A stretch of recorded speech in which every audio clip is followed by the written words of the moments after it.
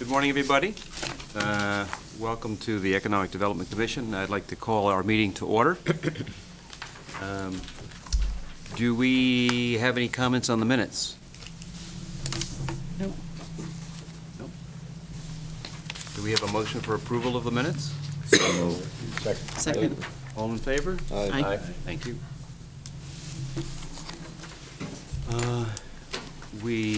Hiram's not here right yet, so number 3 would be the status of the Hartford Land Use Study and Marketing Study. We'll skip over that until he's here. We were asked to, I hope everybody had a chance to look at the Phase 1 of the marketing study and to have a motion to adopt Phase 1. Would be the first part of that, and secondly, to have a discussion on supporting Phase 2 if the funding is available. So as to the first part, any comments or questions regarding the Phase 1 of the marketing study? Just had a comment, should we wait for Hiram on that as well, since he kind of was in charge of it? Because I had some questions again. Oh, you did? Okay. Let us move on from there, but he also has the printout of the goals for 2004. I'll read off goals that I have proposed, and we can have a discussion on those. Number 1, continued support for Simsbury Main Street Partnership of the Farmington Valley Visitors Association. Number 2, redesign and/or maintenance of the EDCs, the Tourist, and the Simsbury Main Street Partnerships websites. Number 3, support and help implement Phase 2 of the marketing study. Identify top priorities there. Number 4, support the transition of the Hartford Group's property to new uses. 5, support and promote the planning of the Simsbury Meadows area for recreation and educational uses. 6, discuss possible revisions to the tax abatement program and reestablishment of the infrastructure assistance program. 7, work with DECD to create a certified sites model for the state of Connecticut using the Hartford property as an example. Number 7, study the cost-benefit analysis of geological information systems. I understand that's pretty much been done. It's a question of whether the town wants to pony up for that expense. And number 9, establish an annual meeting of the town boards and commissions to study, discuss best practices for economic development. Mark, there's a couple things that I've been thinking about, and one is, I'm a firm believer in what gets measured gets done, and I think, there are lots of things that are probably being done by the Main Street Partnership and other areas, but I haven't got the foggiest idea about, what the benefits are. For instance, just to take a simple example, if the partnership was supporting say a wine and cheese thing, it would be important to be able to measure, 200 people showed up, estimated revenues, that filtered into the town were 100,000. So I think trying to develop some metrics with things like that, because we're putting 50,000, I think, into this partnership year after year, correct? Yep. Right? So I just think that, there are probably a lot of good things that are being done, but I think it's important to try to have some benchmarks and then measure against that and see, are we getting enough bang for the buck? Maybe more money needs to be put in if the results are such that we're seeing growth, in terms of revenues coming into the town, whether it's the town or to the businesses in town. So I think it's something that we need to look at. The second thing is, there are a lot of economic development organizations in other towns and other states, and I really think it's important to try and identify some locales that are similar to Simsbury, whether they're in the state of Connecticut or other surrounding states, and have some discussion with their economic development people to see what they're doing, to see if there's some best practices that we can, identify and implement here. So I'd like to see that sort of added as a goal to try and do that. You want to take charge? I don't have a problem with No, we've looked at other towns that are similar to us, and it's always a challenge to, some of them have better, we always look at Farmington, Avon, Glastonbury, and Simsbury, but some of the things that we don't have is transportation and connectedness as they do. So it's always a bit of a challenge to do that, but I certainly think that would make sense. Well, I'll give you an example. I have a place in Sarasota, so I spend part of the year in Sarasota. They host what's called a chalk festival. They shut down a main street in town, and all these artists come in from all over the country and even internationally, and it draws all kinds of people because they're out physically on the street doing incredible portraits and I mean, it's just phenomenal. And it just draws thousands of people, okay? Every year, and again, you got to have the facilities to do this, but they have a film festival. I mean, this thing draws thousands of people. So those may not apply here, but there's a town that's trying to do things, and I think they're very forward-thinking to draw in because, quite frankly, their main street is a problem. And, they've got all these malls in the outlying areas that are drawing away from the businesses downtown, and so they recognize they have a problem to revitalize the downtown. So I think it's, trying to get outside the box here and talk to other places. Yeah, maybe we don't have the infrastructure and the transportation, but it doesn't mean that some of these other places we can't tailor something that they're doing that would still fit in with our situation and, gain some benefit. So we did the art walk a year or so ago, and that was quite successful. Yeah. But, I think there are, other ideas that we can maybe pick off from other organizations. And when I get back to Florida, I'm going to see if I can get in touch with the person in charge of the economic development in Sarasota and at least sit down with them if they'll do it and pick their brain. Good. Just another comment. I think one of our goals needs to be reaching out to local businesses that currently do business here in Simsbury, find out how they're doing, what can we do for them, how can we help them grow, because part of our job is not only to attract new business to town, but to retain the businesses that we have here and help them grow, and make sure that they have the things in place that they need for us to help them do that. And I don't know if we've had in the past an outreach program to the businesses, or if through the chamber or Main Street we have those kind of mentoring programs, or but we need, I think, a formal way to touch base with local businesses on a regular basis to make sure they're okay, especially in light of the Hartford leaving. Well, yeah, Main Street does for their membership. Do you go beyond your membership at all? I mean, we work with the majority of members, but we hold, the majority of business owners are in our stretch, which goes from the north end all the way up past Holloway's. North Village, all the way down to the southern portion. We go out West Street to the high school, the side streets, Plank Station, Railroad. So we do hold a lot of those core businesses. And to Chris's point, and I can share, I mean, anecdotally, after, especially with things like the Hartford, there's a huge confusion, and people are very nervous. There's a lot of ancillary businesses, and I think I mentioned this when we talked about the Hartford initially leaving. Main Street said to the EDC, our real focus is the trickle-down effect it will have to the existing businesses, to Abigail's that is going to lose lunches, to the daycare, the children's clubhouse, and others that are in the surrounding area where as they leave, they're going to be pulling their kids out, to the Dunkin' Donuts, which had been put in the southern portion so that as people are coming, into work, that they were stopping for a coffee.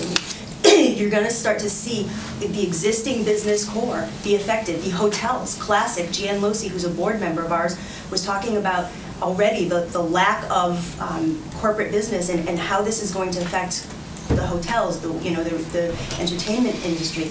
Katie French, who's another board member, talking about the effect it has already had on her business as a broker. That there's less attraction for all the high-end homes.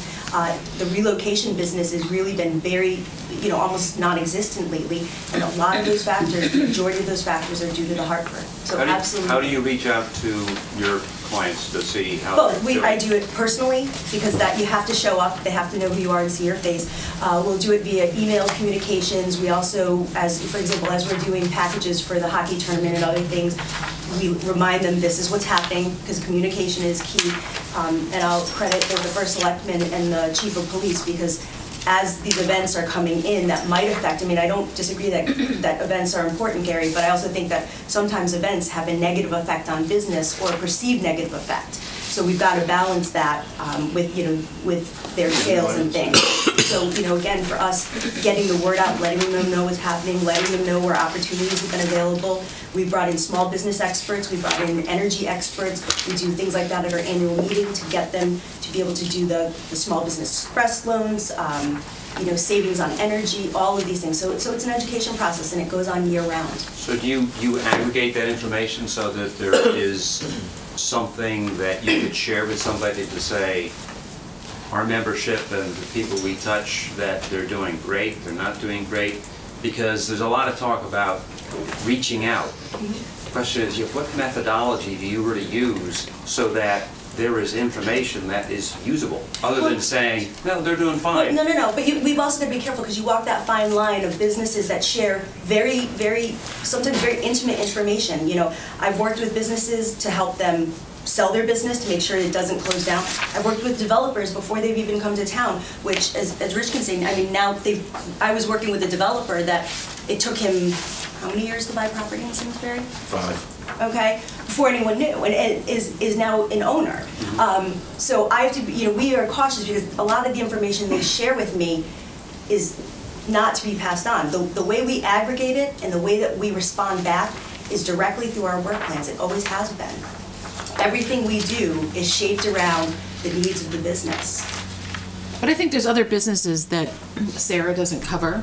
We have opportunities over like Herman Drive and where businesses are growing that we need to make sure that if it's not being reached out to by Main Street or the Chamber, that we somehow have a program to reach out to those businesses that in that particular area they're thriving. Well, I see Rich Carriers here, and he was one of the instigators of Main Street, of course, and Sarah knows me. One of the things, I never have heard a budget that Main Street has. Do you publish a budget? We do. We publish a budget. It's in our annual report. We have income and outcome. About how big is your budget? This year it's about $140,000. And about a third of it comes from the town, right? Yes. Roughly? Yep. You're always very conscientious. You come here and explain. You've grown into a pretty good-sized organization. Absolutely. Basically, you do a lot of good things. I never see the Chamber here. And I've always been concerned about the fact that the town has I guess it's a grant, I don't know what you call it, but we vote, sometimes it's through the EDC, sometimes it's just through the selectmen's budget. I never know where the money's, which pot is coming out of. But my question is, we don't do that to the Chamber, right? No. Or do we? To be fair, the Chamber Fergus here, I guess. I can answer that. Yeah. The Chamber's a different one. I sit on the Government Affairs and now have become the chairman of the Government Affairs for the Chamber. So in our last meeting, there was a discussion of, and I think Ferg actually brought it up, about having the Chamber more involved with the EDC.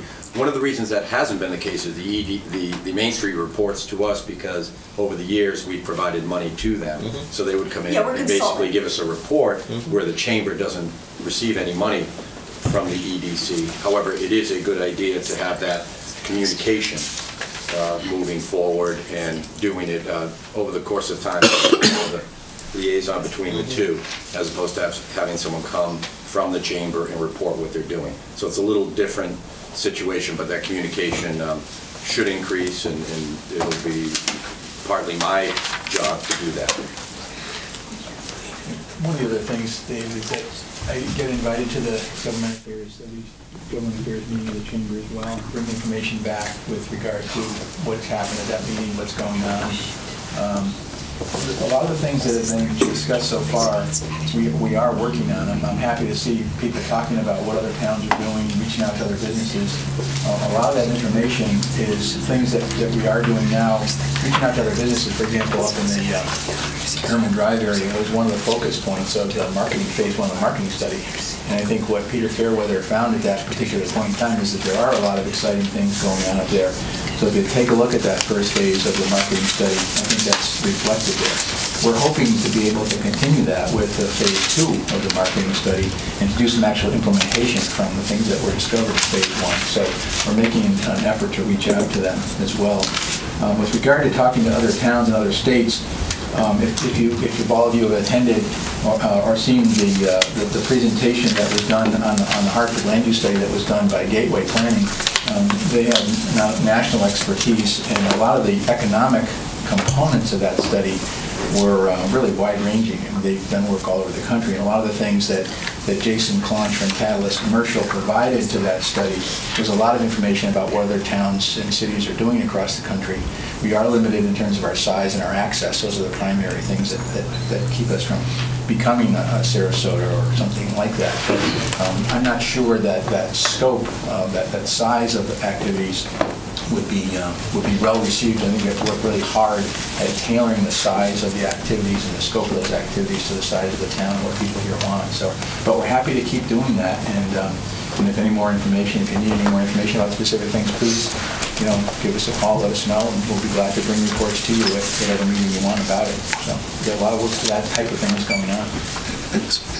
From the Economic Development Commission, I've always felt has got to be the central communicating area of the town and the business community, and everything should kind of run through here. It's not all going to be done by the EDC, but there needs to be one area where different organizations communicate, and all the information comes in so we know what other people are doing.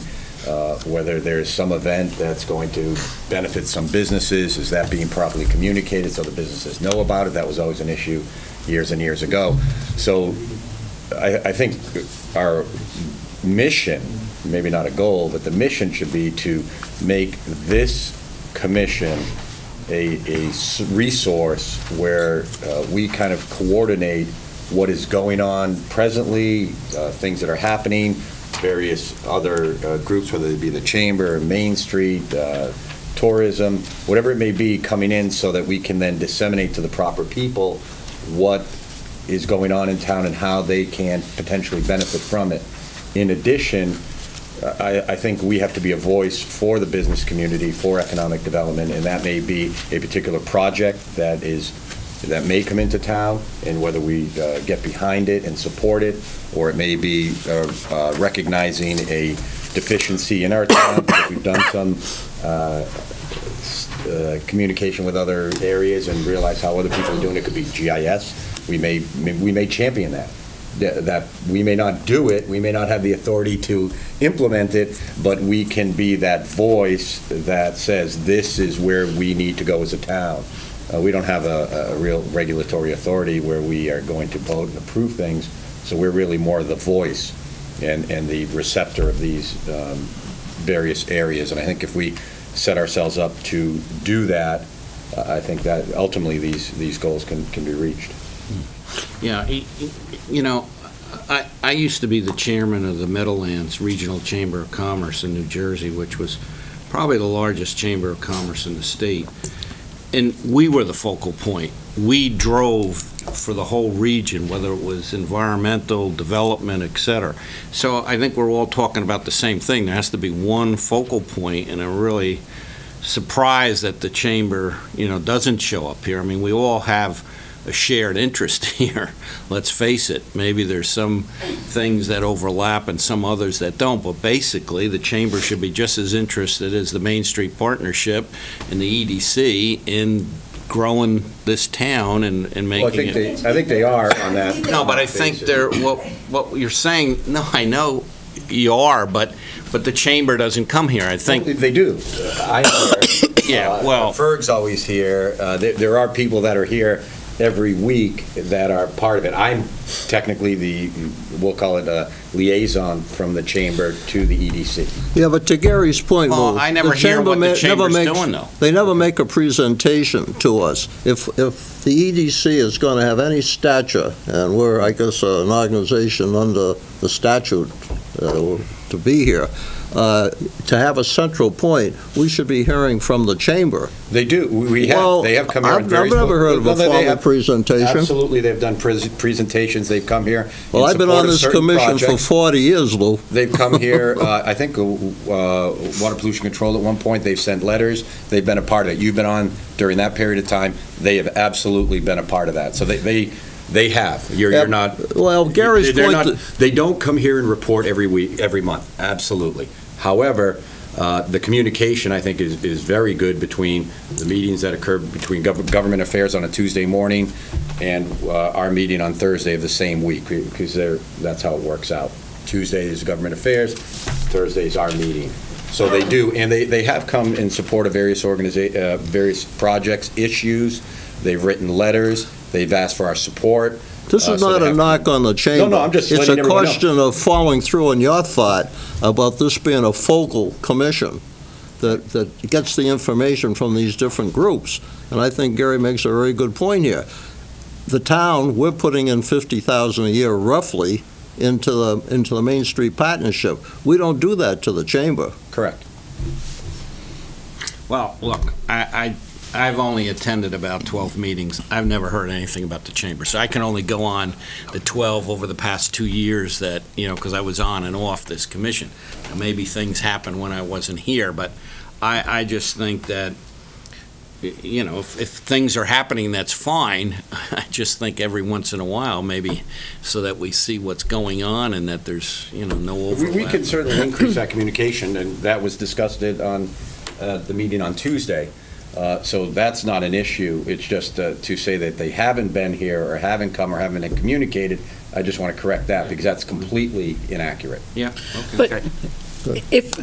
I'm not jumping ahead to an agenda item, but when we do talk about the website, if we're going to create a website that is going to be. We're getting there. No, I'm not talking about, if we're going to create a website that is comprehensive, we do need those partnerships with these other organizations, so we're providing accurate, up-to-date information to the public and to developers, because if we do the website, it is the face of EDC. So in an effort to get to that point, and we have a very full, you have, If I could, you guys do have a charge that is from the Connecticut General Statutes, and that charge is in Section 7136, Municipal Economic Development Commissions. And Lou, I think you summarized it very well.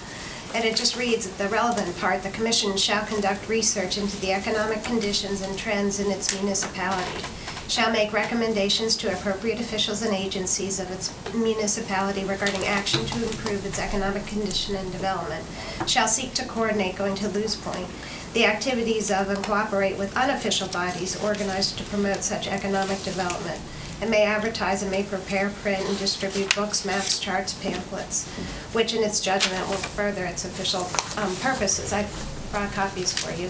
You guys have some new members. It's tricky, but it's actually from the state you're charged. We're authorized by the state to establish your commission, and we did that, but the confines of your commission are actually defined by the state. I ran out of ink, so I only have 4. So I think I should. Hiram, can you give us an update on the Hartford land use study and the marketing study? Okay. And then that's a. Sure. Very quickly, the Hartford land use study, as you know, the charrette was completed. The final presentation of the charrette is online. It's been online since the end of the charrette. The draft of the form-based code for that study is now out. Hartford is looking at it. They have their own consultants looking at it. They're happy with the way it's going so far. The framework has been established in terms of how the process would work going forward. The consultants Gateway is working on the second iteration of that draft, They'll be back to us hopefully by the end of December, and then back to the town to talk about that draft in January. We hope to get that to the commissions, to the boards and commissions for review, the townspeople, and on our website in January. So the initial plan was to right around that time, so we're very close on time with that. Things are going very well. Hartford's very happy with the way it's going. That's my understanding last time I talked to the town. So that's one quick thing, one quick addition. We did send a letter and did meet with Commissioner Smith and Ron Angelo from the state. We did found a great model. It's a certified site program. We talked to the Hartford. They would like to get the site ready for further development rather than waiting for a developer to come and try to put a proposal together. We contacted the state. We volunteered Simsbury as a pilot program for the certified site program. We just got a letter back from them saying they are very interested. We did meet with the chamber on Tuesday. We shared that with them. They're very interested. So I'll be working with the Economic Development Commission and Hiram to come up with meetings with the Economic Development Commission. And I know some members indicated they wanted to be involved. And we'll go forward and try to figure out what the next steps is to get the Hartford property identified as a certified site. Yeah. Does anybody, have you ever done a certified site? Any questions? Yeah, what's... Hiram maybe can give you... I think I know what it's other the answer states. is. Connecticut doesn't have a program, but other states do that we modeled this after, so Hiram can just briefly Like explain. a form-based code type of thing. And what it is if developers are looking for sites around the country and they say, I'd like to know if there are any certified sites that are essentially what some people call shovel-ready sites. No pollution, blah, blah, blah. Yeah, That's- exactly. Exactly. Pollution, traffic permits are in place, the environmental permits are in place, you know, you're on board with the state So it's in economic. line with your goal for the form-based code. Exactly. On a This state is- level. This is one Exactly. thing that the consultants were very, very high on too. When they heard that we didn't have such a program in Connecticut, I think they were a little surprised. So they're happy to work with us to do that. And I think, as Mary said, the DECD is happy to help move us that. Were there no forward. surprises? No, there's no big surprises, no. And one more thing, from what you know of phase two of the study, is it still on the theoretical grounds with being part of that subcommittee? Gateway had some thoughts, more of a concrete nature. Have they, to your knowledge, have they expressed anything of that nature, or is it still theoretical? I would say it's theoretical, Ellen. I think it's, the framework is trying to be put in place so that we don't hamstring any developers that come in. For example, if somebody comes in and said, you know, we like this part of the plan and not that part, it needs to be flexible enough so that we can do that fairly quickly. We don't need to have somebody waiting around 8 months or 10 months or whatever just to get an answer. So we'd like to have the code be flexible enough and yet clear enough with regard to the, you know, what's actually going to be there in terms of the type of structures, the form of the structures. And so it's flexible. It's very flexible in terms of the types of things. Is there any date involved in your mind for it is ready to go? Yeah, I think in hopefully January, February, we should be ready to go. Yeah. On that point with the Hartford, the Chamber through Government Affairs is sponsoring an informational breakfast on February 26th at the Hartford for people to learn about what is going on and what the town is doing. So everyone is invited. You just have to pre-register because there's a security check, obviously, at the door to get in there. But that's happening on February 26th. It'll be a morning kind of breakfast, informational breakfast. Put that in your calendar. Have you invited our DECD and most people? Yes, and we just discussed this Tuesday at the Government Affairs. Mary was there, and we will be asking someone from DECD to come to explain that portion of it. By then, Hiram may have the code, so we'll have a lot more information to provide people, and the more people that are there, again, that kind of filters out. I think we each asked to bring a person to the show for that $44 million. Hiram, what coming with me? It's a suggested joke. Phase one of the marking study is done. The Hiram asked that the EDC adopt phase one. I guess we do that by vote. And then if you could address, What does adopt mean? we adopt the findings that were, What findings? Read it and agreed. they're on the website. I read them. Yeah. We've got a lot of smart people in this town, let me tell you.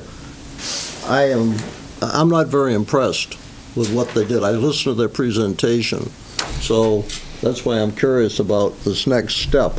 And I assume we're going to take a vote on that?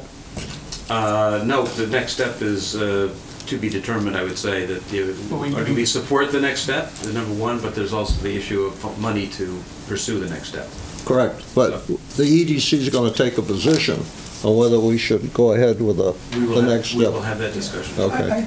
I'm a little surprised, Dave. I haven't heard a word that anybody was dissatisfied with the findings. If there are things that you disagree. No, not dissatisfied, but with the talent in this town, you know, the money you paid, I don't think you got your value. Well, could I just, I don't need to do it right now, waste the board's time, but. Sure, I'll talk to you about it. Let me know what things you think are missing, what things are incorrect, or what things are vague, or what is it that. I don't think you wave a magic wand, okay? But I do think we're not using the talent that the town has, and we got a ton of it, okay? You know, the old adage, we get guys from Texas, we get guys from Florida, and we're supposed to be impressed. No, not where I come from. Well, let me know what your problems are. I'm happy to work with My you. problems are you're paying a lot of money for these consulting services, and I never see any fruition come out of them. That's where I come from. Our website's got a lot of stuff on it, so. So on phase one of the marketing study, it's done, it's up on the website here. Do we have a motion? Is there a discussion regarding the findings? Sure. I just had a question. Hiram, what were the main points that you've been here a while, and there were some obvious items in there that we know about, we've talked about, and different things that could be implemented, but what did you find that was something enlightening, or maybe your top 2 or 3 to kind of answer what Dave's talking about, that we may not have been thinking of, that may be a little different, that someone from outside the community comes in and says, hey, did you ever think of this? And we said, oh, no, I've been here all this time and we haven't. Is there anything? I think it's kind of an affirmation of the fact that, you know, what Peter was talking about in his last presentation was that what we need to aim is sort of the high end of the smaller businesses. There's no question about that. There's no silver bullet. There's not another Hartford generally out there that's going to come in with a 600,000 square foot building or 2,000, 3,000 people. So the focus should be on high quality. It is outreach to smaller businesses. It is 10 businesses with 100 people or 100 businesses with 10 people, something like that, as opposed to one business with thousands of people. So the focus is on the high end. I think the idea was that a lot of communities think that they can compete on price, and so they focus on things like tax abatement programs and giveaways with the public land, things like that. That's not the formula typically for a town like Simsbury. So focusing on the high end, I think, was one of the key findings. Outreach to the existing business communities that are here should continue. One of the other key things, and this is the beginning of phase 2, is to develop a monitoring tool so that we know on a year-to-year basis how we're doing with this program. For example, we need to continue to track how much commercial activity we have in town compared to residential activity. For example, in the last 3 years, it's continued to increase from 11.5% of commercial property in town to 11.65%. which is a small amount, seems like a small amount, but actually when you consider the number of acres that are involved, it's a relatively significant amount. So we need to continue to track that. We need to develop a tool, a monitoring tool, ongoing that will allow us You do that by your grand list? do that, that's right. So we've had a revaluation, so that data may... It's all been adjusted, Dave. Yeah. We have data since 1995. I can go through every single year if you like, but from 1995 to 2012, it's increased from 10.5% up to 11.65%. So the percentages, again, sound small, but the number of acres and the number of I think our activities is goal increased. in the It's 20%. plan did was 20%. Yeah, and that's way high. If we ever get to 14, we'll be probably up. Because even if you did a build out of every last little acre of what's available commercially, you can't get there. Yeah. No, 50% of all the land is off the tax roll, I'm right? just saying, of the developable commercial land, you still can't get. Yeah, that's right. What was that percentage exact? Well, that was a percentage of? Commercial property. It's both in the grand list. Okay, so it's a relative dollar value, commercial Right. property relative to dollar value of residential. That's right, yeah. One of the other things, of course, that has to be taken into account, and the grand list can't focus on yet, is the rezoning that took place in the town center. The rezoning that will take place in Weetag as a result of the village district there. There's a tremendous increase in the commercial tax base in those areas. The idea is to consolidate, that is, to densify those areas, to make them walkable and more sustainable, and to increase the commercial grand list in those areas as well. That's going to have a significant impact when those plans start to move forward. So that's going to be, and to not spread the development from border to border. That's called sprawl. We don't want to do that. So we've worked for at least the last 7 years in terms of trying to avoid that. So that's the idea with that. So do we have a motion to adopt phase 1 of the marketing study and the results? Can I just interject one more question? That 11.65%, that includes the Hartford? That's all commercial property. That's correct. Yes. And that will go down 10% when the Hartford vacates. Well, again, the building is still there, the property's still there, so even if, worst case, the building were demolished, the property's still there and someone's still going to own it. So there's a value to that as well. So it's not going to be valued. I'm saying, worst case, it goes off the books. Yeah, I don't know, it's not going to disappear, someone's going to own it. The land won't disappear, but the We're not there building yet. could. Yeah. The building. We're working hard to make sure that doesn't happen. So do we have a motion to adopt findings from phase 1 marketing study? I'll make a motion. Do we have a second? I'll second. All in favor? I'll abstain. I abstain too. Did you get that? Who abstained over there? Gary and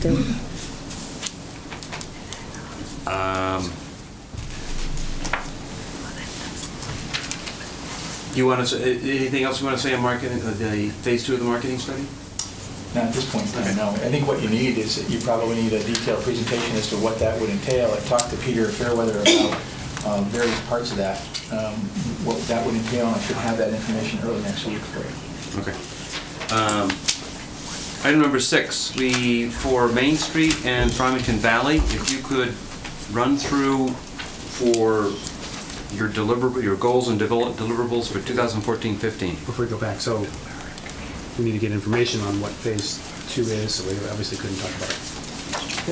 Support for phase 2 in the budget, so we couldn't really. Well, budget will be next. Will we getting anything additional on phase 2 in the next 30 You're saying, days? do we know enough to talk about the budget this time? This says. Even if we come next month, we're going to hear about it and then determine whether it's something to request in our budget or support in some other budget, or should we do that? I don't know if we have that information for today or not. No, part of the whole budget process was to get the priorities today in line and then develop those into a budget document for your next meeting. Just for some new folks, the timeframe for the budgets, department heads will be getting their directives in December. They need to prepare their budgets by the middle of January, so you have time in between to set your goals. That's why this conversation is very timely. And then get those to Hiram. Hiram will put those together for my review, and then I will present the budgets to the Board of Selectmen. So If we go over our budget on our January meeting, Yes. Which is usually like a couple days before we usually submit it to hiring for the first selectman, whichever way. Right, and I will touch on some other budget items here for consideration. So will we know enough in the right time frame? Sounds like we will. The next meeting. So we'll have the information, yeah. Did you is there anything currently available on the structure of phase 2? Or Yeah, is that it's at something? the end of that report on phase 1, it's online. Yeah. Yeah. Okay. Everybody hear that? Okay. Simsbury Main Street Partnership, goals and deliverables for 2014-15. If you could be concise, I would be. I will, which is why I didn't bring my PowerPoint this time. To answer Gary's question, and I just going to be very brief, but to reiterate to a lot of the new commissioners or commissioners that have come in and out, Main Street is the implementation arm of the EDC. We are also the economic development engine. The Connecticut Main Street Center is actually funded by the Department of Economic and Community Development and Connecticut Light and Power because we do implementation, we do economic development. I gave you guys a cover letter. What we're doing, you're looking, for some of you, you're looking at it for the first time, some of the new commissioners, for the other ones, you're not. But this is the updated work plans. There are 5 pages. It includes the deliverables, the time frame. It includes the budgetary items. It goes through our fiscal year runs from April 1st through, An extra one. through the, excuse me, through the end of March. And so, as it does every year, what we can do right now is we talk about the last quarter, which is the first quarter of next year. I don't anticipate, if you're talking about deliverables, I don't anticipate that the majority of our work plans will change, because what we do is we try to set goals that are long-term, and we continue to work projects. So things like, Memorial Hall, or things like working with the existing businesses, those always stay on. We change the way the programming works. When it comes to things like the marketing, we've been in touch with Hiram. I think that, I'm thrilled to hear you guys say that you have adopted the findings of the Phase 1 marketing study. And I think what I was thrilled to see come out of this was the recognition that Main Street is the economic development arm. And a lot of the goals for Phase 2 and moving forward included the work that Main Street is doing and building off of that and working in conjunction with that, with the town. Some of the things that we will be doing for both this year and the continuation into 2014, 2015 are the marketing materials. As Hiram and I mentioned, and he'll have more details from Peter Fairweather, but I do believe that by utilizing Main Street and utilizing a lot of the branding we've currently done, but moving it, that branding was really done for heritage tourism. And heritage tourism has a little different audience than if you're looking to start really reaching out and engaging the business community on a greater level. And so we recognize that. So what we'd like to do is figure out a successful way to integrate all of the branding the town has already done. We've spent several hundreds of thousands of dollars in grants. We've gotten national recognition. We've spent 8 years working with all of these participating organizations around the table, the library, the schools, you name it, sat around the table to help the Free Library, the Historical Society. We're part of the branding. Now, we do want to move that branding into the next level. We have the mechanism with the town's foresight to do the marketing study, but a lot of the materials, I think, can be generated through Main Street at a much lower cost. And we already have somebody that's been working on this. So, we're really looking, I think, to pair with the EDC. Our timeline has always been this way, so what we always do is we're shaping our work plans for next year, is we take our cues because of our public-private partnership with the town. We also take some direction and cues from both the Board of Selectmen, the priorities set by the town, and the priorities set by the Economic Development Commission.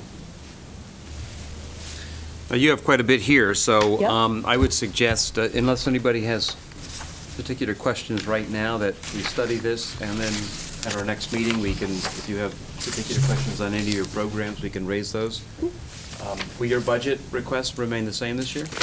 We have, the board recognizes all of the insurmountable things going on, so for the 4th year, we have been a flat request. Now, the other final thing I'll say is, what we do encourage is, and I say this every year, and every year, I just want to make sure you hear this. The town has done such a fantastic job at so many things, and that's a credit to not just Main Street, not just the town, but so many of the partnering organizations. But we need to focus on economic development more now so than ever.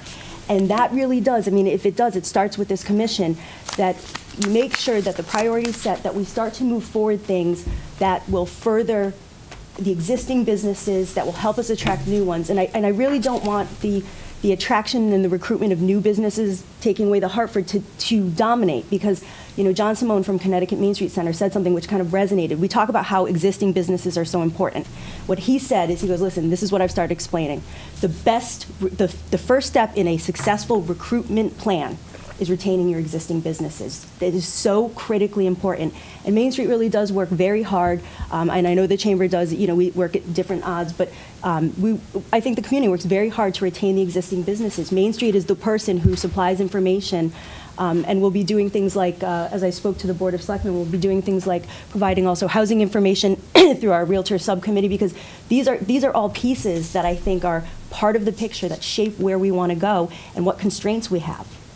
Okay, And I'm so sorry, I'm just not your feeling request good on this that. year is for 50,000? Yes. In the information we're going to get supplied by Main Street, I'd like to see some numbers on membership, how much it costs, and how it's placed throughout the different sections of the town. You can get us your membership right now is about 150? Yeah. The other thing I should mention is we're just in the middle of our current membership drive. It always starts in December. Some of you may have already gotten a letter. It goes through February, so I won't have, I'll have a more complete picture by the end of February, beginning of March. That's when we close out our fiscal year as well. Yeah, the trends will look good, too, I assume. I'm sorry? I like to see some trends over the different years. Is it increasing, decreasing, all that kind of stuff? Increasing, and absolutely. Okay.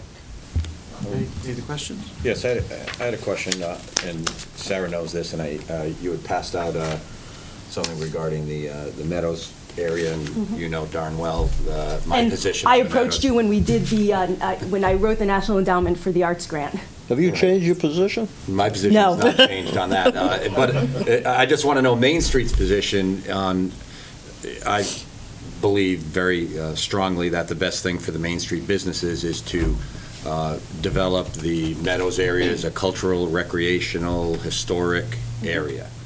And you can market all you want, but if there were running trails and pavilions I and agree. I different think it things makes down great there, a 5K trail. but a more of a master type plan that may take years and years to implement based on money, and we can't do everything at once, but to have a plan of what goes on down there and what's available to make that a destination, I think would help the businesses along Hot Meadow and the Main Street area more than anything else. Well, I agree, and you and I. But I just want to know, where does Main Street stand on that? Because I've been very... Lou, we stand where we always stand. I mean, and I think I mentioned this, if it wasn't for a lot of the Main Street businesses and I was not here, so this predates me, but if it wasn't for a lot of the Main Street businesses when the town was considering purchasing that went and testified and said to whatever current Board of Selectmen, this is important, this is an important piece, we recognize that it's important and critical to our health.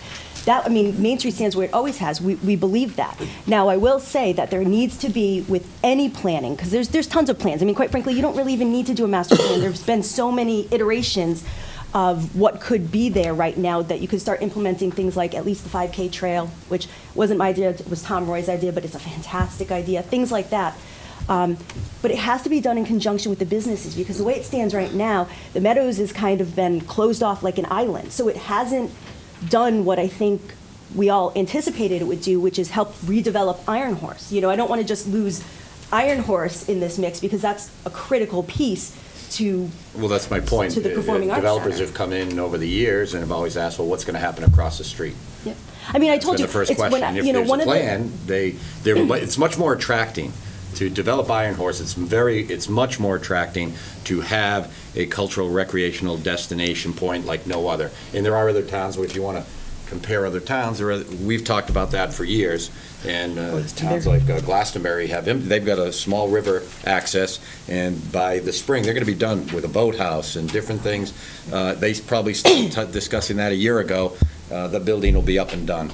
Yeah. And we've talked about it for, how many studies do we have? Yeah, since but the Lou, 90s? I mean, you know, I utilized you. We wrote an extensive grant. It was probably one of the most challenging grants I've ever had to write, because it was for the National Endowment for the Arts. I've never seen anything like that. I got participation and buy-in from the Hartford Symphony Orchestra Board that has come on as a partnering organization. I mean, our vision has always been that, number one, okay, and in speaking for Main Street's priorities, that you had a small, not a large, a small ancillary building off the back of the band shell, about 4,000 to 5,000 square feet. I got the buy-in from both the town planner and the town engineer, Rich Sawitsky, and Tom Roy. We worked on this collaboratively, because I couldn't submit this grant without all of them. And it includes things like, most importantly, bathrooms. It includes things like storage, multi-purpose space. It included lockers, for example, so that this not only is used by the Performing Arts Center, which is important. We're the summer home of the Hartford Symphony Orchestra. So to your point, I mean, we have something, and we do things that bring in tens of thousands of people a year that other towns can't do. But that it also exploited the recreational opportunities that are available, because it's hard to, you know, go for a bike, go for a run, hold a 5K, do any of these things if you don't have those permanent facilities. So, I mean, I think you know where I stand. I mean, I was the author of the grant. What you're saying is we can count on you. Absolutely, and we continue to look for other grants and other funds available to try to make that a reality. Okay. We just said, what Sarah said, we did submit a grant application for the trail. It's done. We know how much it's going to cost, $167,000. We didn't get the grant last time. The plan's done. The plan for the whole area is done in terms of that recreational area. So we're ready to move forward. We just need to get it funded. Now, whether that's local Well, funding I or think, grants. but I think one thing we have, going forward, we can't wait for that big hunk of money to be dropped on us. We have to say, well, if we can't do that, can we do something smaller and Can we start phase things in? Phase Can we, things can we, you know, can we Just implement stuff? Procedurally, just if this is a goal, and I know some other conversations you had earlier, I think Gary mentioned about more downtown events, more arts, cultural events like the Arts Walk, other things. Now is the time to put that in your goal setting, put that in your budget, and then filter that. That will have a chance to get to the Board of Selectmen and the voters. So don't lose that opportunity, because if it doesn't show up in your budget, then we don't have a conversation until next year. So just for the members, that's how procedurally we have those priority and conversations. And again, EDC, I mean, utilize Main Street. You know, as a 501c3, we're available to write a certain amount of grants and things that are out there that others are not. And it's part of what's made our partnership, I think, so successful. It's lasted 18 years. Okay, thank you very much. I'm sorry. Nancy, your goals and deliverables for the Farmington Valley Visitors Association. And I have blessing when you're home. You are welcome. Some of you have really happy ones. So I see everybody.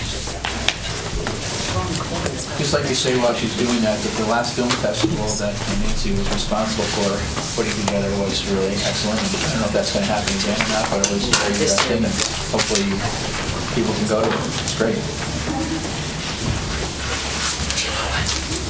Sure.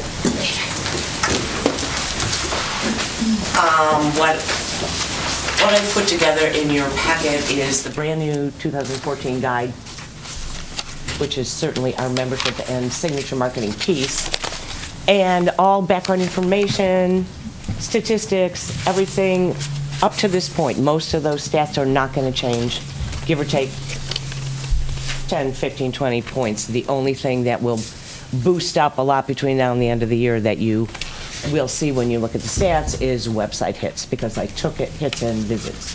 I took that from 2 days ago when I created all the documentation. I don't think you have time for me to go through all of that. So what I'll do right now is just go through how FAVA and the town of Simsbury have worked.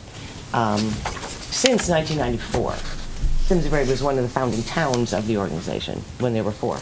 Avon, it was Avon, Canton, Farmington, Simsbury, plus a hotelier, restaurant. At that point, hot air balloon people, some of those businesses are certainly not around right now. I know even Anita knows about the history. It is our, Sarah, do you want my coat? I'm sorry. It is our 20th anniversary this year, and we have scheduled a 20th anniversary gala for the end of May, and you will be getting all the information on that. Roaring 20s for 20 years. So we get no state or federal funding, so it's only membership dues and fundraising events. What's the total that you got on your budget? Our budget or what we ask from you? No, I see what you're asking for us. Right. What's your total? This year it'll be $91,200, and you have a budget in your packet. Oh, okay. You do. We started to try to, we are a 501c6. And we wanted to try to investigate how to become a 501c3. So after $1,500 of money and 18 months worth, the final came back down from the state after consultations and meetings that because we do not have an educational program going, we do not give loans for families and children, 6 is where we belong. So in the midst of having done that, we had to switch our fiscal year. So our fiscal year is now July 1 to June 30th, which makes it very interesting because our calendar year for dues is still calendar year, and it's going to take time to try to figure that out. But last year's budget and the one that we are theoretically using between now and June 30th was 93.7. And the reason why we have now switched it to 91.2 is because we did have all the accounting for the Farmington Valley Film Commission within our budget. and we decided that does not give us an accurate accounting of what we're doing with that in, so that is a separate budget. So that's why that came out, and that's why the numbers are different. But it will not be a change. We've already discussed 2014-15 budget, and our budget remains the same. So that part you'll see in the packet. Very quickly, the way we've been working and how we think we help the town of Simsbury, first of all with a guide, because it has the town information, it has all our members, and we certainly try to get new members every year. And our membership drive will begin in January with a 20th anniversary discount. If you pay your dues through Valentine's Day, you get 20% off.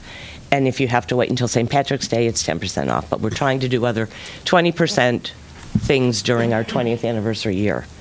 So we do have the guide. We do have our website, which gets over 6,000 hits a month. Our office is a resource for residents. It has relocation information. It has business cards. It has special events. I am in the office probably half the time, because the other half I'm either at meetings or I'm talking to our current members. Our membership is right around 160 right now, and trying to get new members. I see about 100 people in my office a month. And the building, I'm very lucky, in Old Avon Village, our building has Welcome Wine and Liquor on the first floor, and Hot Heaven Pizza. Oops, I'm sorry. And the lobby is full of brochures, information, business cards, and every day there are things missing. So it's a wonderful place for people to come, and it's also interesting. And then we have a monthly newsletter that goes out to at least 600 email, and sadly about 100 snail mail still to this day. And it has any news and events that people give us. We have a full calendar that covers our 8 towns and some of the things that happen in Hartford. We have been collaborating with Simsbury Tourism, Historical Society, the Watershed, the Chamber, Main Street, other civic groups in town, as well as other towns, to try to do what we can to help with events, to promote their events. And an offshoot of that is now a new relationship with the Valley Papers and Haibu. When I can get my events in, they're asking for Valley events, which is a new thing. And Valley Press and the new Valley Life get it every month. And when she needs more information, she gives me a call. So this way, at least Simsbury's events and others go all over, and it's on the website.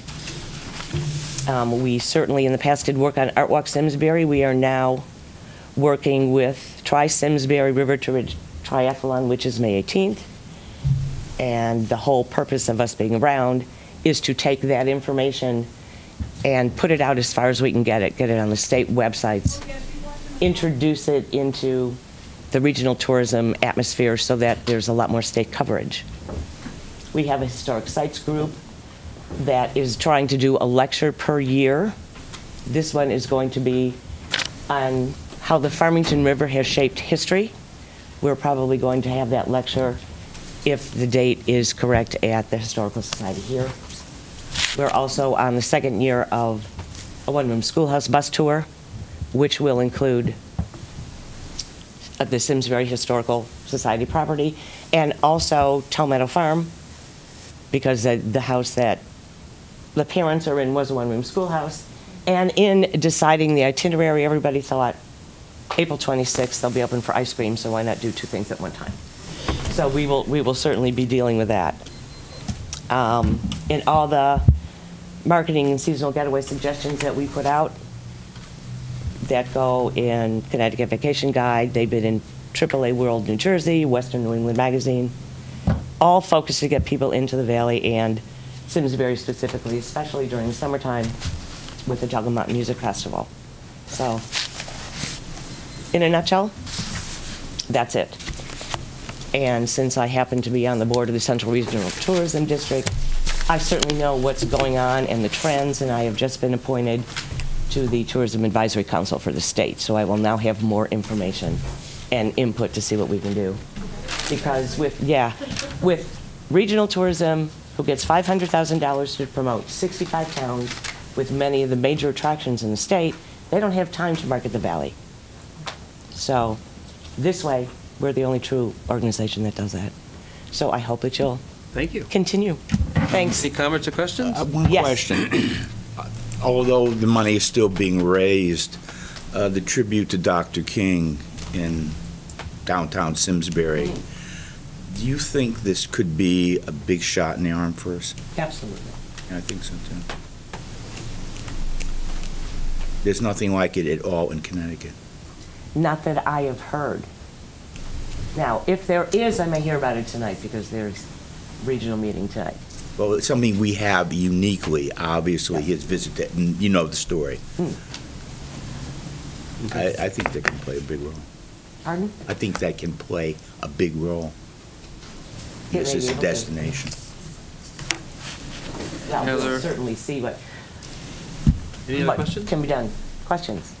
Thank And you by very all much. means, look at all that and Okay, we have two more things to get on our agenda. First is the discussion of a much more robust EDC website. Chris Barnett has taken the lead on that, and what we hope to do is make this actually a lot more information, a lot more interesting to look at, and bring together a lot of the things that are out there into one place. Mark and I, these are extras. Yeah, yeah. No, I need a bunch. Mark and I have met a couple of times regarding the website, and we met with Rick Bizzano, and we're going to be doing a webinar on the 18th, I believe it is, 19th, with Virtual Town Hall. We met with Rick. It is capable, we have the capabilities within Virtual Town Hall to host our own EDC website. It just requires us to purchase a URL, which we need to talk about what name we'd like to purchase. And what I have for you is, and forgive my not so great graphic skills, but kind of a proposal of what the website potentially, because we have to provide a sketch to Virtual Town Hall to see what they are capable of doing. I tried to keep the colors that we've used for the branding through Main Street. The items on the left, you would see on each page as a link. These are just proposals based on the information that we have, but you know, what I'm proposing and what we've talked about is the tabs across the top. Each of those tabs, there's a corresponding page in the presentation that includes the information that is already available on our website. It's just reorganizing the way the information is provided and to use this site as a way to attract developers to Simsbury and to, for lack of a better term, not to use so much of, I mean, everything that we've got on the website is great, but we need to make it more focused and more concise for businesses and kind of, you know, not do as much narrative regarding town history and all of that, but really why a business should locate here. So the things on the left, Main Street Partnership, the Hartford Land Use Study, the Town Center Code, available properties, tourism, those you would see on each page as you go to each tab, and those would be links to those reports or studies or websites. On the home page, what we've discussed was having some local photography, kind of scroll through the pictures so you get a sense for what our community's like, a brief description of the town, and then you go into about what the EDC is about, our mission, our plan of action, our goals for the next year, having links to our meeting schedules, our agendas and the minutes and the commissioners' names and, you know, our contact information, obviously. On the Simsbury profile, really talking about our demographics, you know, links to CERC, so we have information regarding median income and populations and what businesses, you know, are there, our business profiles, the annual report that's put out every year. So again, this is information that is already created. It's just organizing it in hopefully a logical fashion so businesses can, or developers or attorneys or brokers can get what they need quickly. talking about our designations. And then, the one thing that came up in our meeting with Rick, and after I did some research on virtual town hall, is virtual town hall does have capabilities for GIS mapping, and Rick was going to get back to us on, what those services were through virtual town hall and what the cost would be. So I don't know if he's going to have that for Thursdays, but I think he was contacting them.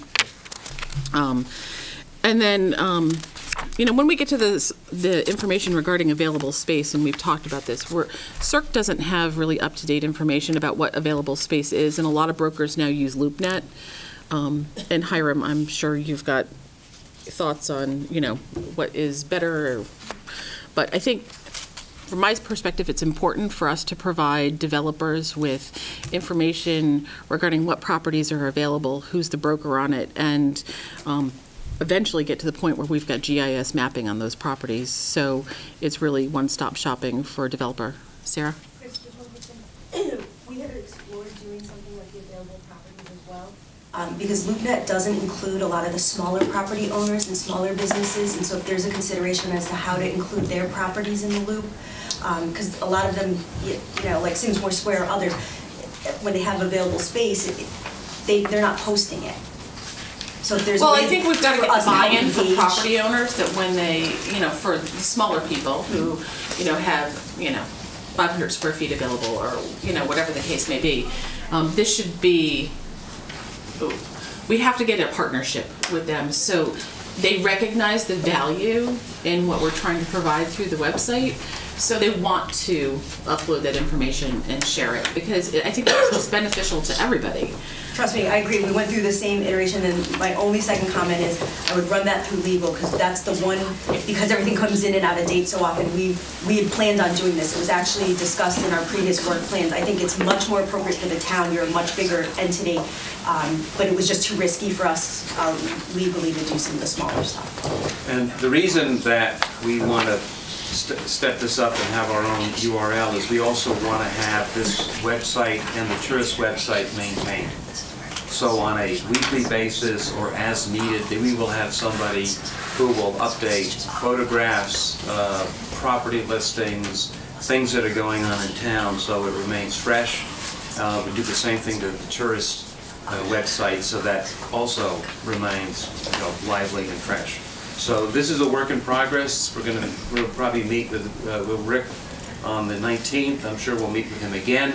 And as this comes together and we realize what virtual town hall will allow us to do through the contract that we have with them now, we'll be back to you probably hopefully next meeting. And as soon as we can get all the pieces together and make it work, we'll bring it to you and back to this commission. Yeah, I think we do need to make a decision, though, for Rick on what URL we would like to purchase, so he can go out there through GoDaddy and other ways, and it's a relatively inexpensive 5-year purchase, and the one URL that is available that was available a week ago, I can't imagine anybody's taken it, is Simsbury Development. Don't say it out loud. Okay. I'm gonna go buy it. Get on right now and buy it. Right. I think that we need to talk about what URL we want Rick to potentially buy if it's still available, so we can secure that. How much does that cost? For a year, it's like $20. $20? Yeah. Why are we talking about it? Why don't you buy a couple of them? No, you're very, very concerned about EDC dollars. We want to make sure we're spending the money appropriately, Dave. $20. It's hundreds of dollars for the hosting. No, we don't need to pay for the hosting because we have a contract with Virtual Town Hall, and it can be hosted through them. So it's really a matter of purchasing the URL and then proposing potentially in our budget for, maintenance of the website on an ongoing basis, so it continues to be fresh. Maintenance of the website would run anywhere from $2,000 to $4,000 a year. I have a couple of questions. That's currently not in the budget. This will be linked to the town's website as well? Yeah, on the town's website, you could go to, Next year. we've talked about this, and it can be certainly different things, but, the example I keep using is literally on Ridgefield's website. They have a door, and it says open for business, and you click on it, and it brings you to Right, so you'd their want development something site. Yeah. And another suggestion on the tabs, I think there should be a very clear way for a developer, a broker, to find the information they want, maybe that available space, and within there, you would have your various zoning regulations. I've got under, I know they're in here. Yep. I'm just saying on this first page, if they could click and then get everything they would need to know about any property, and then if you ultimately develop a GIS, which I think you have in here, put it very prominently in that area, so they don't have to go anywhere else except there to determine if there's a particular piece of property. Rich Correa talks to someone, and they say, hey, this guy keeps mentioning, let me look. Hit it, right. go in, they can find out everything they need to know. Wetland, zoning, and if there is a GIS, all of those things in that one spot. That's all. Well, one suggestion might be on the homepage is to have 3 points of entry if you're a broker, if you're a business, or if you're a potential new resident. Understanding that some of the content will be in 2 or 3 places, but to your point of having an easy access point, it might be helpful to start with that. So what we like from the commissioners and anybody else is to look at this. If you have comments, if you could get those to Chris or to me so that we can incorporate those as this thing gets built and it does what we want it to do. Because we think going forward, this website should be robust, it should be informational, it should bring together a lot of the pieces that we talk about, business and chamber and culture and all that kind of stuff, and it's highly and easily usable. So that's part of your homework to get back to us on that as this process goes forward. Do you have an estimate of to put this whole thing up and have it running? As to when? No. Estimated cost to put the whole thing up. I'm a volunteer, and I want to pay the $20 for the URL. And is purchasing the URL. The reason we're attending the webinar with Virtual Town Hall, it's really a training webinar. So these are easy to create. I've done them before from a business perspective. It's very intuitive. Rick can provide us with the password, the access to this platform, and it's really a matter of creating the links and creating the website once we get the template squared away with Virtual Town Hall.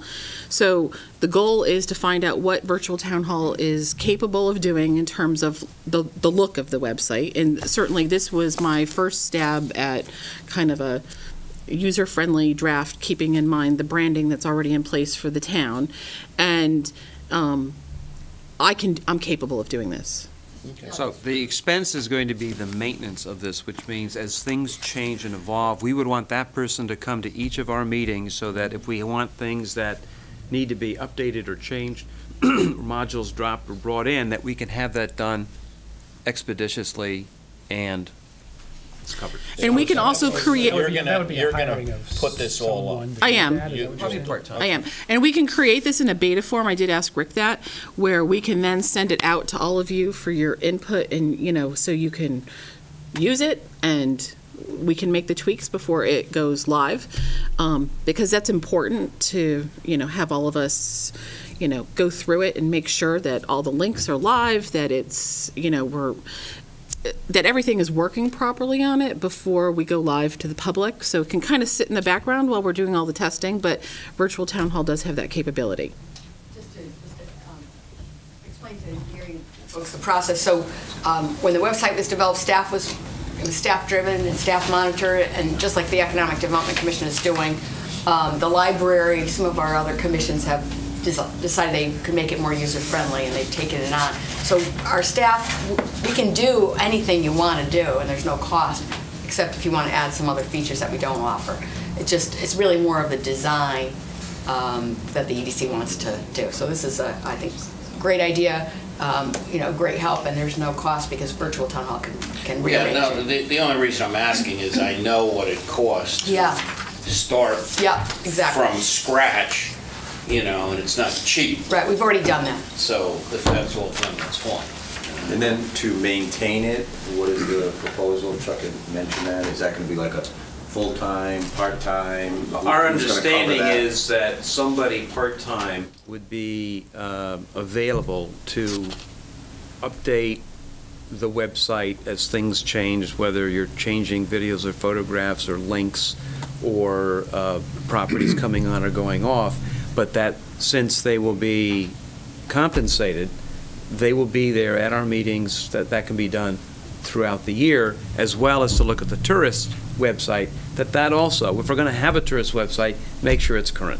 So that's something we should put in our... Yes, In our budget. we will, right now, as I said, my understanding is that it's going to cost to do that somewhere between probably $2,000 and $5,000 a year. Well, Mark, the first thing you may,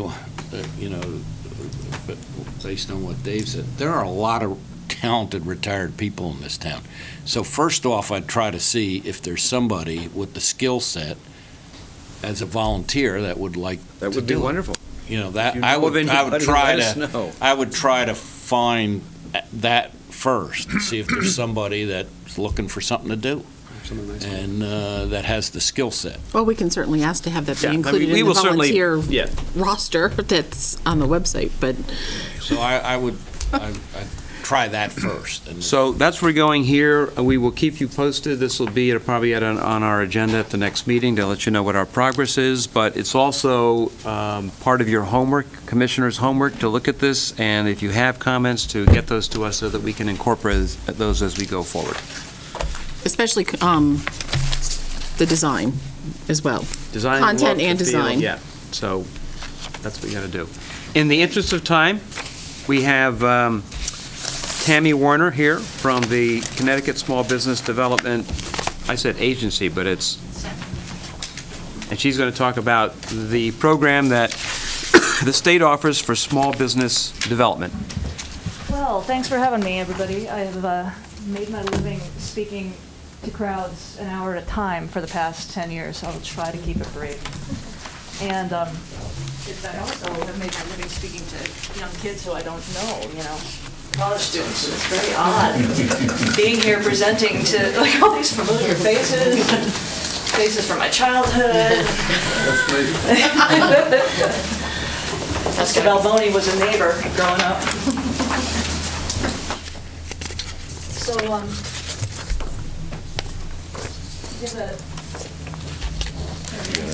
oh my God.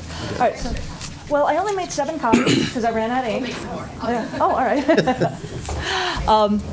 So I am with the newly reformulated and rebranded and rehoused Small Business Development Center, which is now back at UConn where it was before. The SBDCs, as we like to call them, are the sort of the hybrid offspring of the SBA, the Small Business Agency, federal, and the state economic development commissions. And these SBDCs, they exist all over the country. Lowell Weicker, actually, when he was in the Senate, was one of the sponsors of the legislation that created the SBDCs 35 years ago. And in my life, I've had this job that I have now as a part-time mommy job in Omaha, Nebraska, and in Vermont. And I have wanted this job in Connecticut for 10 years, and finally got it.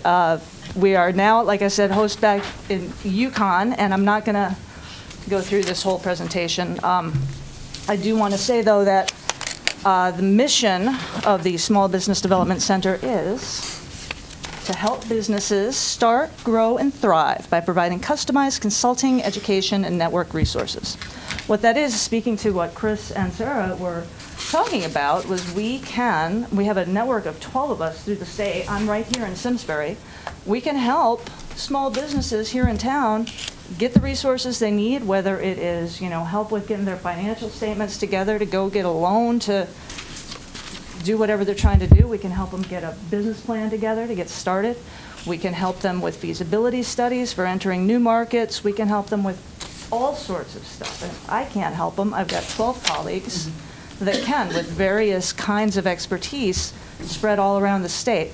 The other thing that is a large focus for our organization is export.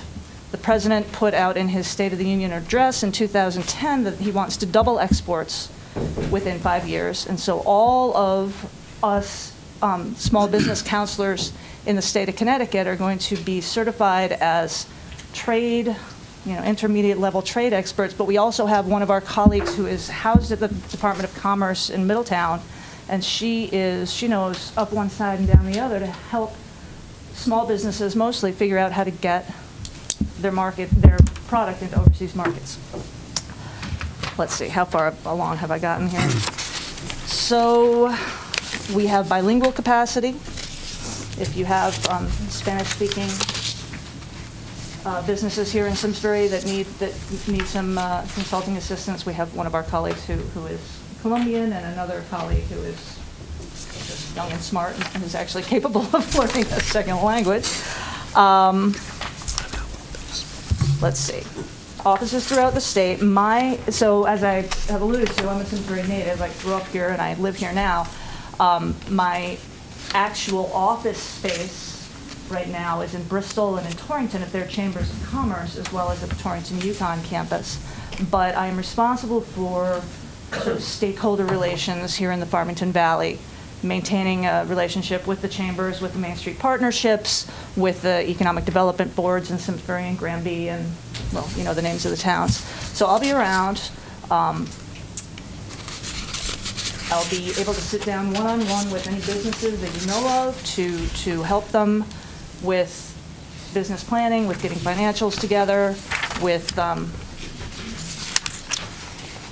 as I said, with export market research, financial analysis, marketing and social media training. We do classes. I'll be working with Jenna at the library to come up with some programs there, and just really try to be a very visible presence to support business development statewide, to support job creation, and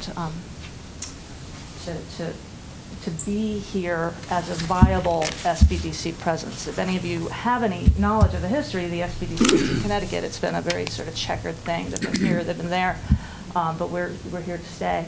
And the new state director, my new boss, she's fantastic. I've never, in all of my years working, had it be so obvious that this woman is going to make it, so that we're going to succeed. We're going to be able to reach our goals, and we're all going to do great, and that will only benefit all of us. So that's all I have to say. Yes, sir. So you're federally chartered, and it's all 50 states? Is that how it's up? Yep. The SBA funds the SBA funds 3 different entities with virtually identical mission statements. And that's so fun for me to go to those SCORE meetings and try to explain to them that, I really don't want to take your clients from you guys, So they've got SCORE, they've got us, and then the Women's Business Development Centers, which are out of the University of Hartford at this moment. And what has happened in Connecticut is the Women's Business Development Centers have sort of evolved into a classroom training kind of an entity. SCORE chapters they're regional, and their strengths and weaknesses are going to depend on the individuals. And I got to reach out to the guys here in Simsbury. Actually, I think it's a woman who is mostly here in Simsbury. And the differentiation between what we do and what SCORE does on the street is pretty squishy. I mean, that's gonna depend on the personalities and the businesses, and how we can all figure out how to work together without ruffling feathers, about perceived competition. Yeah. So you're from the SBA, but you're working at the state level. Right. So well, we're also funded by DECD. Okay. And supported by the chambers. And do you work at all with Connecticut Innovations? Yep. Or? Yep. So, and one of the important things that I do is try to help match, something like a CI with businesses that could benefit from that. And the Yukon, there's a sort of burgeoning Office of Economic Development out there that's all about sort of technology transfer and getting professors, inventions to market. So there's a lot going on, and one of the important roles that the SBDC counselors play is just trying to navigate all that. Yeah, So somebody comes and says, oh, I hear there's grant funding. I'm a woman. Where's my money? I could, help them with a little bit of expectations management and also try to figure out where.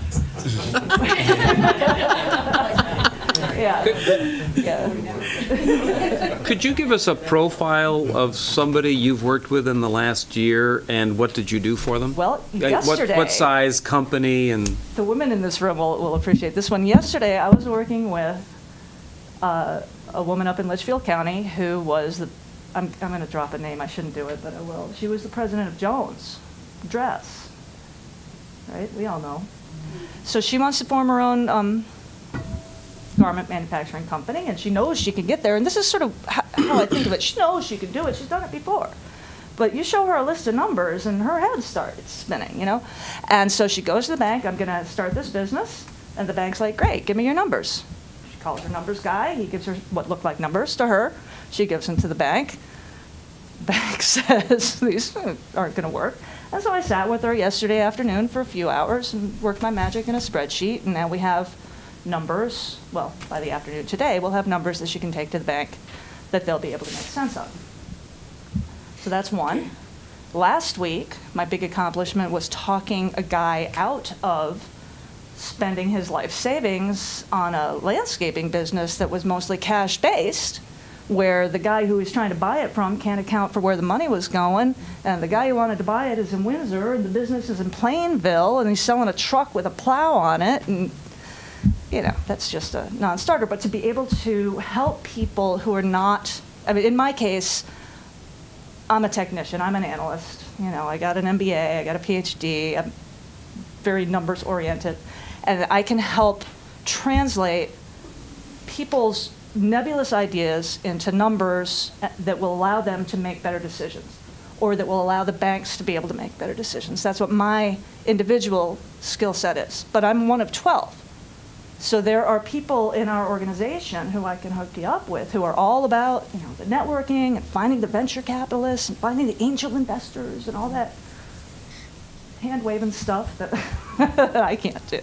But it's a fantastic network of really, really strong professionals. And we range in age and experience from somebody who's probably 28, 30, up to people who are getting close to retirement age, who are just really committed to economic development.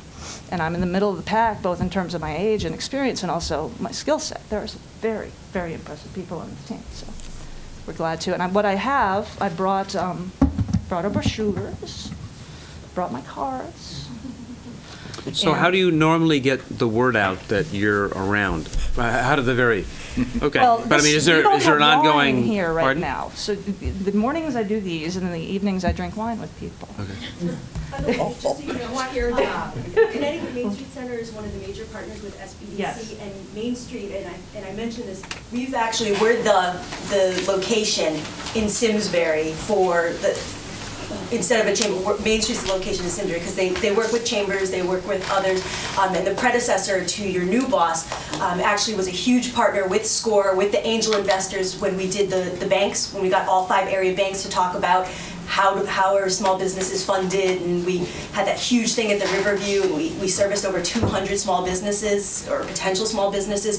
It was such great leadership, and it was the angel investors and SCORE and everybody at the table, DC, everybody. So. And I need to talk to you about finding some space to meet with people here in town. Yes. Because like I said, I've got offices connect in you. Bristol and Torrington, but if I've got a client in Windsor, Well, I don't drink just coffee. But again, Main Street, because Connecticut Main Street Center has this relationship, Main Street, the Main Street designated communities are also SBDC sites. Any other comments or questions? We'll put you on our website. Do. And like me on Facebook, Chris Barnett. Thank you very much. Okay, in the interest of time. I did want to add one goal. Yes. Because we talked about it with Main Street, so we can have it on there to discuss it, because he kind of goes in line with what you pointed out. But I want to add one more goal. Huh? To develop and complete a master plan for the Meadows area to develop it into a cultural recreational destination incorporating the Farmington River, the 200 acres of natural land in our center zone area. Can you email that to me? Sure. All right. Absolutely, and you can have that as part of the discussion points. So our next meeting will be budgets, number one. We'll look at the goals and flesh them out some more. I will email commissioners the goal list I have here, your comments, questions, concerns, if you can get back to me. Your other homework is to look at the website and get feedback to us. Look at this Fuss and O'Neill. This is the report on largely environmental concerning the Simsbury Meadows. That's the big issue here. Look at Farmington Valley Visitors information, Simsbury Main Street Partners information, and that's all going to come back to us when we have our discussion for their budget, which will be the middle of January. And our meeting schedule is in here somewhere. We meet January, I don't have it. With that, any other comment? Yes. Anybody have the date? Anybody got a calendar or something? For our meeting? I have it here somewhere. I have to dig for it. On my calendar yet. What did you say the date was? 9? 9? What's the meeting date? 9. Yeah, have it the 9th. So that's an important meeting. If all the commissioners could attend, I'd be most appreciative. Yes? We got this letter from Tom Cook yesterday regarding the presentation that was made to the Board of Selectmen with regard to the Economic Development Task Force. I guess you got a copy of this as well. Yes. And it asks that the EDC discuss this. And I'm not sure if it's expected that some decision be made, but some discussion be had with regard to it and make some sort of comments, take some position. This was a proposal that was made by Nancy Hasse to the Board of Selectmen on Monday night, and asked that an Economic Development Task Force be formed, and the Board of Selectmen wanted the EDC's input on that. Does the board have a copy of that proposal? I don't think, have the other members gotten a copy of that yet? No. So nobody has a copy yet. All right, we'll make sure you get a copy, and I asked Nancy to answer any questions, and thanks for being here. Sure. Let her know when it's going to be on the agenda, and I asked Lisa, as the Economic Development Liaison, to work with you as well to see if there's any additional information you need. So if Hiram can get a copy of that for you and put it on the agenda, that would be great.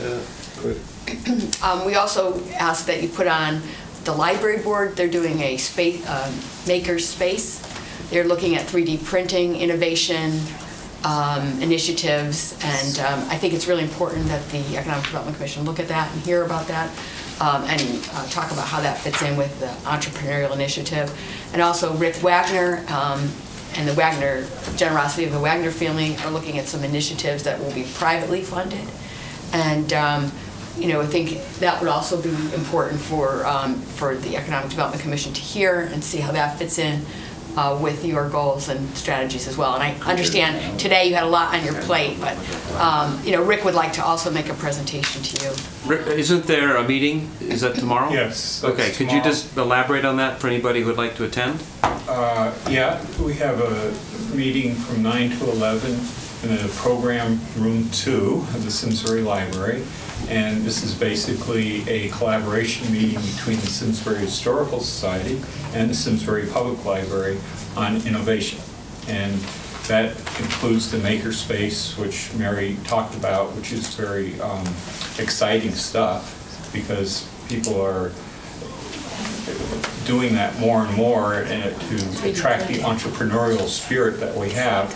And the Historical Society has been doing in parallel a similar initiative where they're trying to find innovators in the history of Simsbury, which we have a lot of, and trying to make themselves more current and more valuable to the town and its economic growth.